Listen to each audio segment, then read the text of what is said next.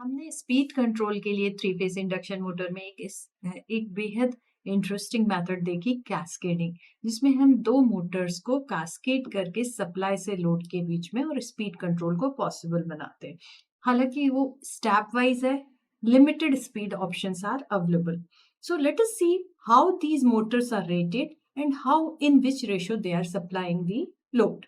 तो पहला क्वेश्चन है, 250 hertz three phase induction machines having 6 and 4 poles respectively. Both are having different construction.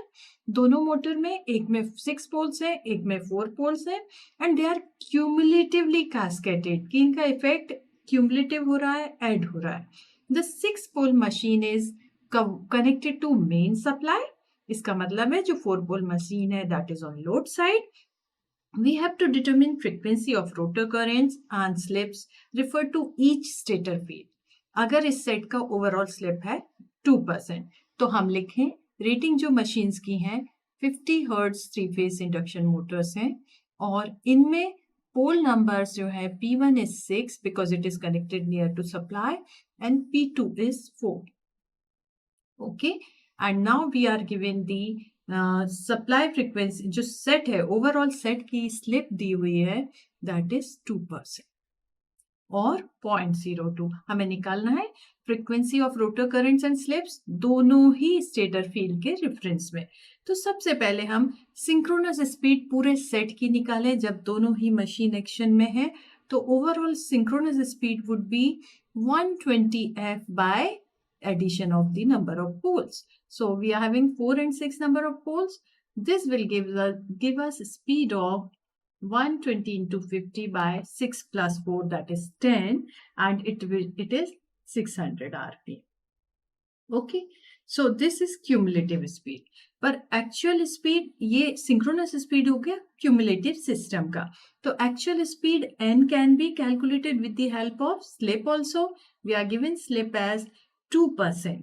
So 600 into 1 minus 0.02 will give us the actual speed of the system, that is 588 rpm. ये overall system का speed shaft पर मिल रहा है।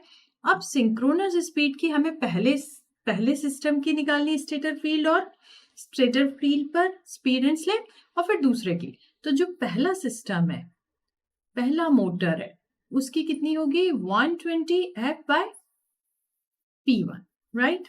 This is for 6 pole machine. Okay, so how much it would be?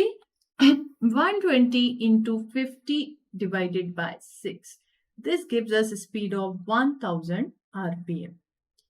Okay, and इसके लिए slip होगी, S would be ns minus n by ns, where speed was given as 588 rpm. तो 1000 minus 588 divided by 1000 will give us the slip of either 0.412 or 4.12%, right?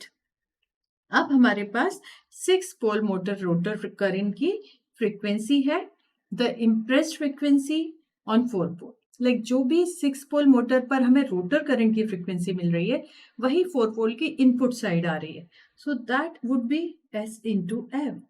तो S is 0.412, right? और frequency supply की कितनी है जो कि first machine से transfer हो रही है, दैट इज 50 हर्ट्ज।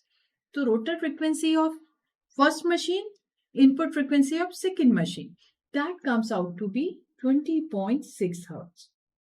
ओके, और इस मशीन का जो सिंक्रोनस स्पीड है वो नई फ्रीक्वेंसी के साथ जब हम कैलकुलेट करेंगे कनेक्टेड मशीन का, that would be 120 into F dash by number of poles. Second motor का नंबर ऑफ पोल्स इज 4 और जो उसको ट्रांसफर हो रही है frequency that is 20.6, and this will give us speed of second motor as 618 rpm, synchronous speed of second motor.